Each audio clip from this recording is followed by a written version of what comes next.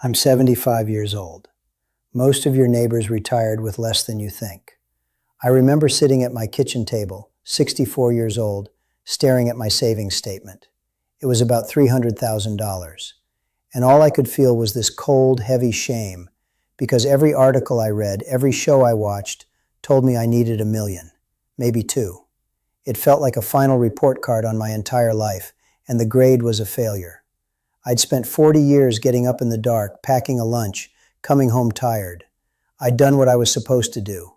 But according to the internet, according to the experts, it wasn't nearly enough. That number, 300,000, just sat there on the paper looking small and sad. And I want to be honest with you, it scared me. It made me feel like all that work, all that time had led me to a dead end. I thought my wife and I were going to spend our last years just scraping by, constantly worried. That's the story they sell you. And for a long time I believed it. But then I started looking around. Not at the television, not at the computer screen, but out my own front window. I saw my neighbor Dave, who worked for the city, out in his garden. I saw the couple down the street walking their dog every morning, laughing about something. These were people like me. They weren't executives or doctors. They'd worked regular jobs their whole lives. And here they were, retired. And they didn't look scared, they looked peaceful. It was a strange feeling, like seeing something with your own eyes that the world tells you is impossible. And that's when a little question started to form in my mind. What if the experts are wrong? What if the whole idea of $1 million retirement is just a story designed to keep us afraid? So in this video, I'm going to walk you through the 3 biggest lies they tell you about retirement savings and show you the simple reality that no one is talking about. Because I think you deserve to breathe again. I really do. The first lie, and it's the biggest one, is the magic number. You know what I'm talking about. The $1 million, or 2 million, or whatever huge, terrifying figure they're floating this week. We see it on the news, we read it in articles, and we start to believe it's a fact of nature like gravity. But let me tell you something, it's not a fact. It's a ghost. It's a number created by the very industry that profits from your anxiety. Their business model depends entirely on you feeling like you don't have enough.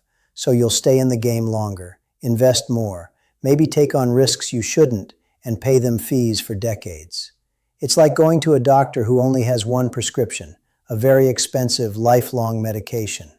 It doesn't matter if you have a common cold or something more serious. The answer is always the same pill, because that's what he sells. The financial industry's only prescription is more money. They aren't selling you a retirement plan. They're selling you a panic. And for a long time, I was buying it. I know how powerful that panic is because I felt it in my own bones. I used to spend my nights on those retirement calculator websites. I'm sure you've seen them. I'd sit right here at this table, the house all quiet, and I'd type in my numbers. My age, my savings, my monthly contribution. Then I'd hold my breath and click the button. And almost every time, a big, angry red warning would flash on the screen. You are only 34% on track for your retirement goal. My heart would just pound in my chest. It was a physical feeling. It felt like a final grade on my entire life, and the grade was always an F. I'd see those headlines, why you'll need $3 million to retire, and I'd just close the laptop, feeling completely and utterly defeated before the next day had even begun. That glowing screen in the dark felt more real than my own home. That's the trap. They make a spreadsheet feel more important than your life, and they make you feel ashamed for not measuring up to a number that was designed to be impossible for most of us in the first place. But the real turning point, the one that actually mattered, didn't happen in front of a computer screen. It happened right here in my own neighborhood, looking out my own window. I started paying attention. Not to the news, not to the articles, but to the people, the actual human beings living around me. I saw my neighbor Frank, who used to be a mechanic, out there washing his truck on a Tuesday morning. I saw Susan from down the street, a retired nurse, sitting on her porch swing with a book. These weren't characters in a financial plan. They were real people. And you know what? They didn't look terrified. They didn't look like they were one bad day away from ruin. They looked calm. They looked like they were exactly where they were supposed to be. And that quiet, simple reality started to feel a lot more powerful than the loud, angry numbers flashing on a website. It was like I had been looking at a map my whole life, and for the first time I decided to just look at the land itself. I remember one afternoon, it was a hot day, and the air smelled like freshly cut grass. My neighbor Dave was out in his yard. He'd worked for the city for 35 years fixing water mains. We were just leaning on the fence between our yards, talking about nothing much, the way neighbors do. And finally, I just got up the nerve and I asked him. I said, "Dave, can I ask you something personal? All this talk about retirement. How did you know you had enough?" He just stopped what he was doing and looked at me. And then he laughed. It wasn't a mean laugh. It was a genuine, surprised laugh. He said, "Ron, I've got my pension and my Social Security. The house is paid for. My wife and I, we have our garden. We see our grandkids on the weekend. What on earth would I do with $1 million?" He just shook his head and went back to pulling a weed. And that was it. That was the whole conversation. He didn't offer a spreadsheet. He didn't talk about his portfolio. He just told me about his life. And his life was enough. And once you see it, you can't unsee it. It was like a switch flipped in my head. Suddenly, I started noticing it everywhere.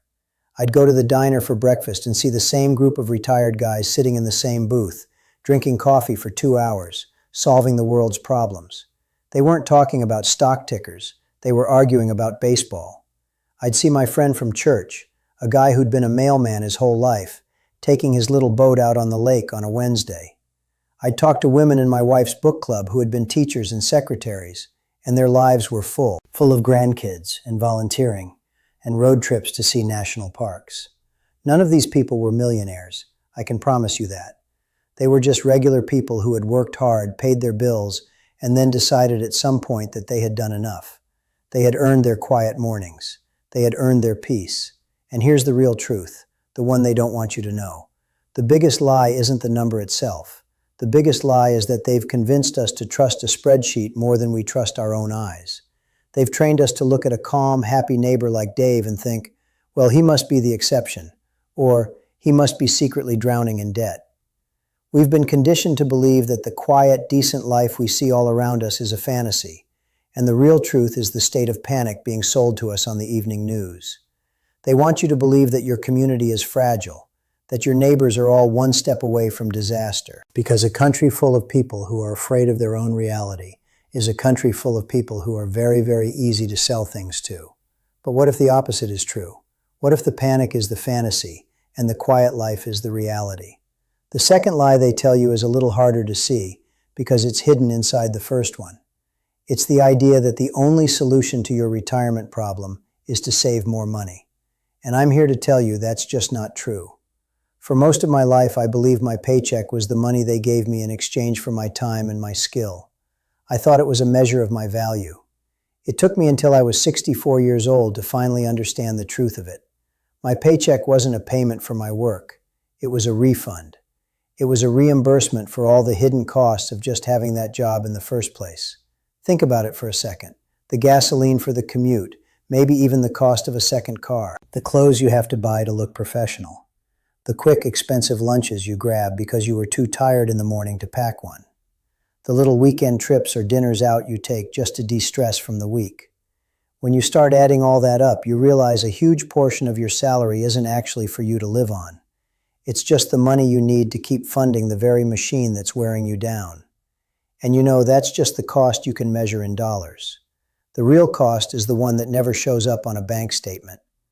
What's the price of sitting in traffic for an hour every morning, your shoulders getting tighter and tighter before your workday has even begun?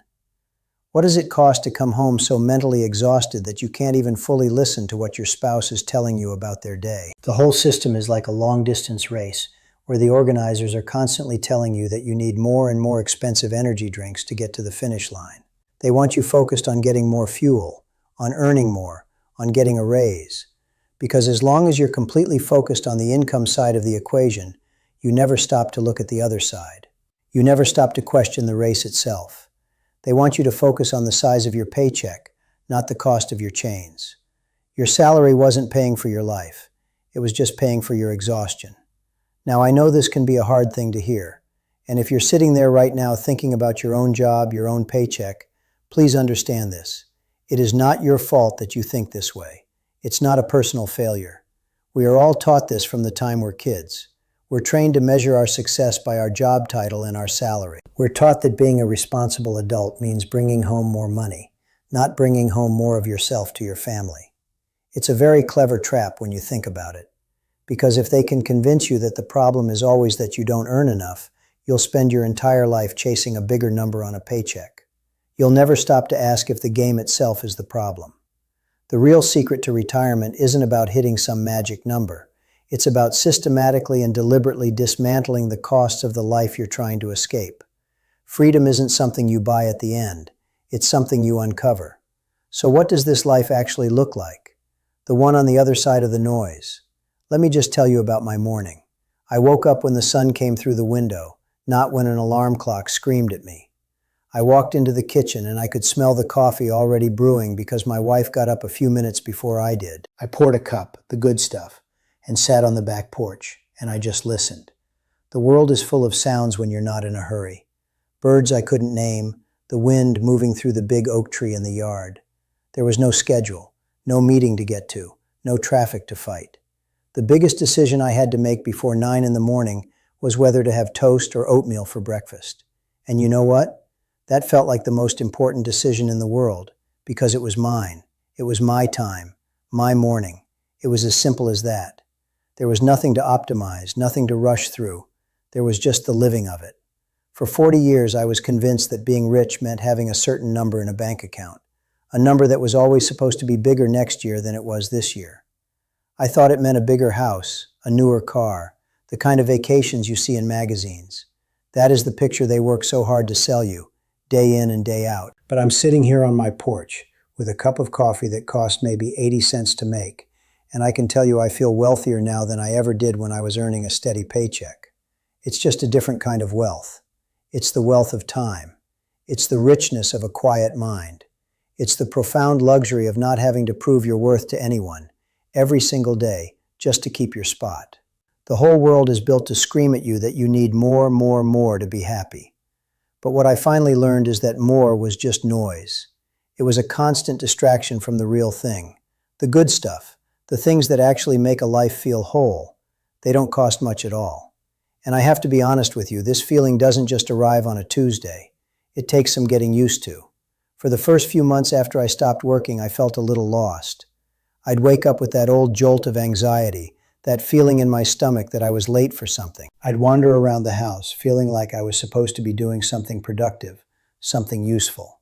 The system spends 50 years wiring your brain to believe that your value is tied to your job title, and it takes a little while to untangle that knot. You've been trained to feel guilty for resting. You've been conditioned to see an empty calendar as a problem, not as a gift. So if you're worried that you'd be bored, or that you'd feel useless, that's a completely normal fear. It's the system's last line of defense, trying to pull you back in. But if you can just sit with that quiet for a little while, you start to realize something. You realize it's not emptiness you're feeling, it's peace. It's just been so long you almost forgot what it felt like. The third and final lie is the quietest one, but it's the most dangerous. It's the lie that the whole point of this game is to end up with a pile of money. We spend 50 years of our lives chasing a number, thinking that the number is the prize. But it's a magic trick. They keep you so focused on the number on the screen that you don't notice what they're actually taking from you. It isn't just your time. It isn't just your health. They are taking your name. For 40 years, I wasn't really Ron. I was a production supervisor. When I met someone new, that's what I said. I'm a supervisor. It was the first thing out of my mouth. It was my definition. My entire sense of worth was tied up in that title, in that function. The system doesn't just want your labor. It wants you to forget that you are anything else. It wants you to believe that your usefulness is your identity. And as long as you believe that, you will never, ever feel like you have permission to stop. And that's when I finally understood. Retirement isn't a financial transaction. It's an act of rebellion. It's the moment you stand up and you say, my worth is not tied to my productivity. It's the moment you take your own name back. The day I walked out of that plant for the last time, I didn't just lose a paycheck. I lost a label. And for a while, that was terrifying. But then I realized the truth of it. Leaving that job didn't make me useless. It made me human again. That's the whole secret. The freedom they scare you away from isn't about sitting on a beach. It's about the quiet, radical, profound freedom of just being a person in the world again, without a name tag, without a title, without a function that needs to be performed. It's a change that happens inside your own soul, and it has absolutely nothing to do with the number in your 401k. And once you feel that, once you really get it in your bones, you see the world differently. You realize that what you were chasing all those years wasn't wealth. It was a replacement for the thing you'd already given away. You wanted the big house and the fancy car, to prove to yourself and to everyone else that the trade was worth it, that giving up your life was a good deal. But when you stop trading, you don't need the proof anymore. You just need your life. My life now is not about proving anything. It's about being a husband. It's about being a neighbor. It's about being the guy who has time to sit on the porch and watch the sun come up. And you know, I think that's the only retirement plan that was ever worth a damn. It's the one that gives you back to yourself. So we come back to that kitchen table and that piece of paper with a number on it, $300,000. For years, I saw that number as a symbol of my failure, as proof that I hadn't measured up. But I was wrong. I was looking at it all backwards. That number wasn't a failing grade. It was my ticket out. It was the key. The entire game is designed to make you think the finish line is a giant pile of money. But that's not it. The real finish line is just getting to stop. It's not about what you accumulate. It's about what you get to subtract. You subtract the alarm clock. You subtract the traffic. You subtract the pointless meetings and the boss who doesn't see you as a person. And what's left, when you take all of that away, isn't a smaller life. It's your life. It's the one that's been waiting for you all along, buried under all that noise and all that obligation. The prize was never the money. The prize was peace. And if you're sitting there right now, maybe late at night, looking at your own numbers and feeling that familiar knot in your stomach, I want to speak directly to you. That feeling of being behind, that little voice telling you that you didn't save enough, that you should have done more, that is not your voice. I need you to understand that. It's the voice of an industry that profits from your anxiety. It's a ghost they invented to keep you running on their wheel. The real truth isn't in a retirement calculator. The real truth is outside your window. It's in the quiet, decent life your neighbor is probably living right now on less than you think. You have my permission, for what it's worth, to stop believing the scary stories. You have permission to trust your own eyes. You have permission to believe that what you have and who you are is already enough. Because from where I'm sitting, I can tell you, it is. There are a lot of us out here, you know, an entire community of people who decided to trade the noise for the quiet. We're not the ones you see on the news, but we're here, and this is a place where we can share our stories. So I have a small favor to ask.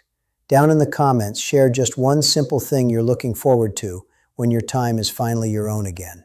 It could be as small as reading the newspaper without looking at the clock, or planting a garden. Your small hope might be exactly what someone else needs to read today to feel a little bit stronger. It helps us all remember what we're really working towards. All right, that's all I have for you today. Thank you for listening to an old man talk for a bit. This is Ron, signing off. You take care now, and I'll see you on the next one.